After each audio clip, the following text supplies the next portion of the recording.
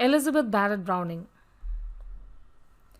Elizabeth Barrett Browning, born on March 6, 1806 at Durham, England, emerged as a prominent English poet within the Romantic movement.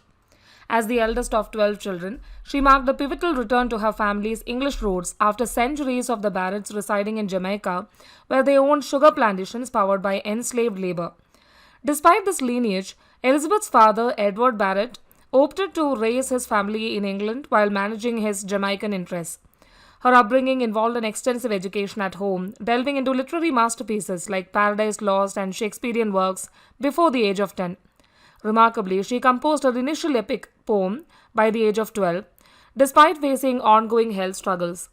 Her early years were marked by adversity, including a persistent lung ailment and a spinal injury at 15. Despite these challenges, her thirst for knowledge remained insatiable. She undertook the study of Hebrew and later delved into Greek studies, paralleled by a deep devotion to her Christian faith. In 1826, she anonymously published an essay on mind and other poems, beginning to showcase her literary prowess.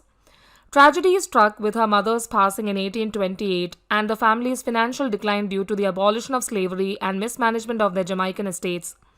The Barrett's circumstances forced them to relocate frequently, eventually settling in London.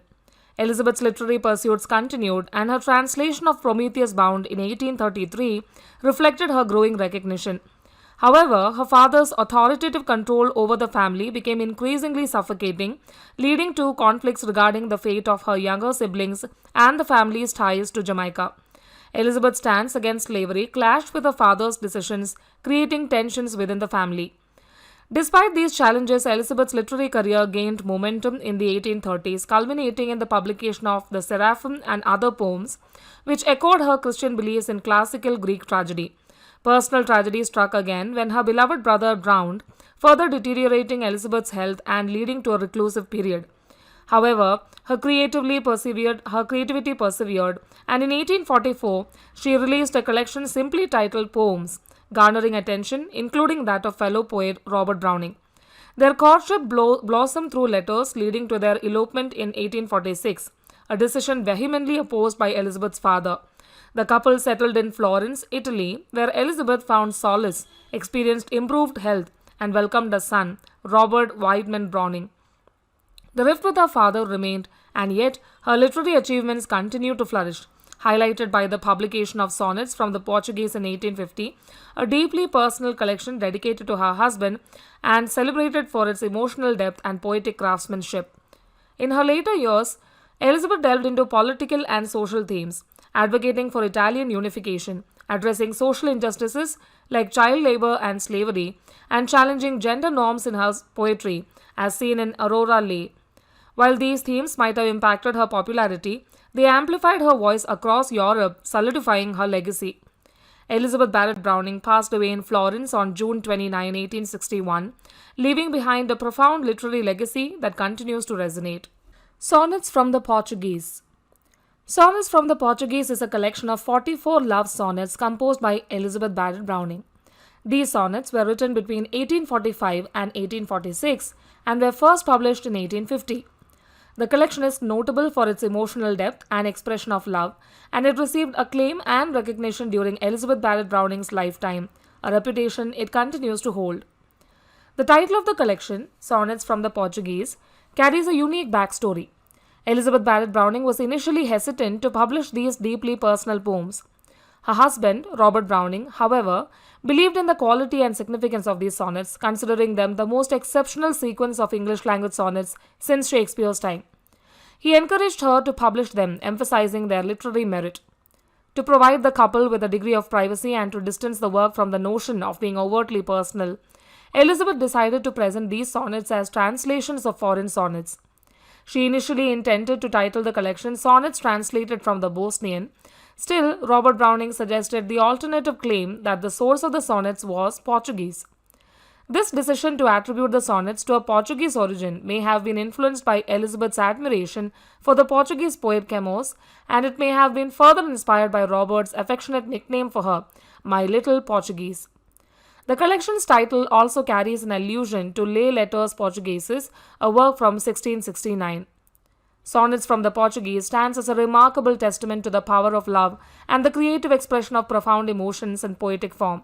It continues to be celebrated for its beauty and emotional resonance. Aurora Leigh.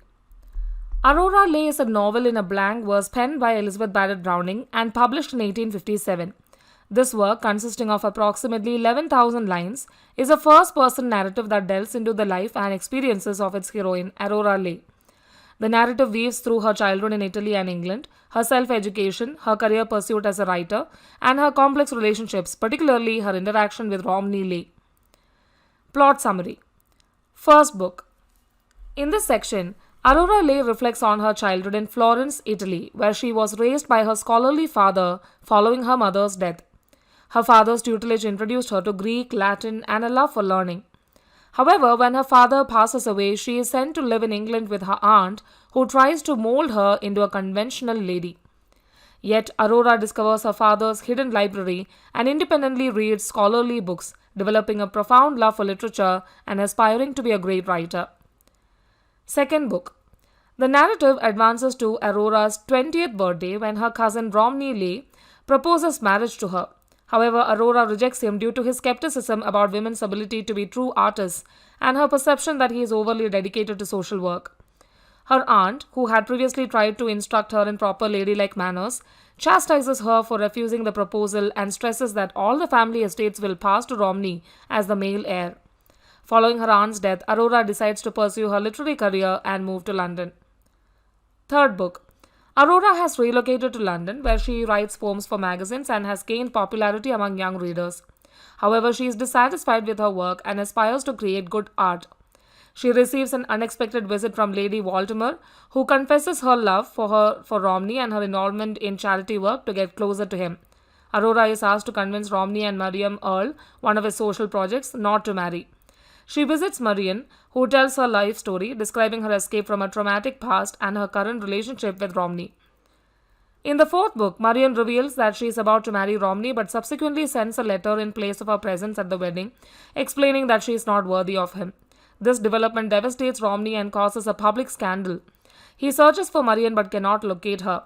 He converses with Aurora about their missions and failures, with Aurora reflecting on her own struggles to write significant literary works. In the fifth book, Aurora shares her ongoing attempts to write poetry and her growing frustration. She learns that Romney has become engaged to Lady Waldemar, whom she does not like. However, her inspiration remains elusive. After a while, Aurora decides to travel to Italy, her mother's homeland, using the money she earned by selling her father's books and an unfinished manuscript.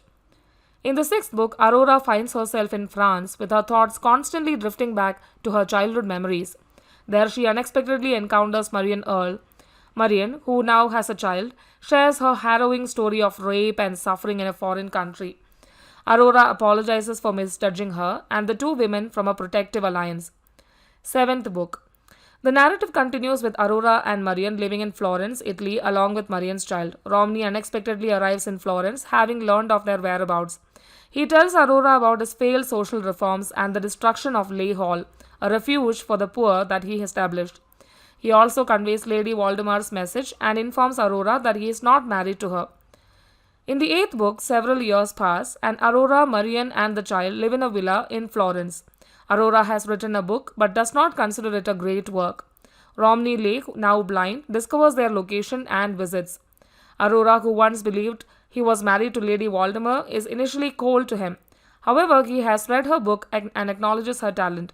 Aurora receives a letter from Lady Waldemar confessing that she forced Marian to leave, believing it would make Romney love her, but her plan failed. In a surprising turn of events, Aurora and Romney express their love for each other, and the poem ends with them embracing, promising to support each other, and finding new inspiration in their love.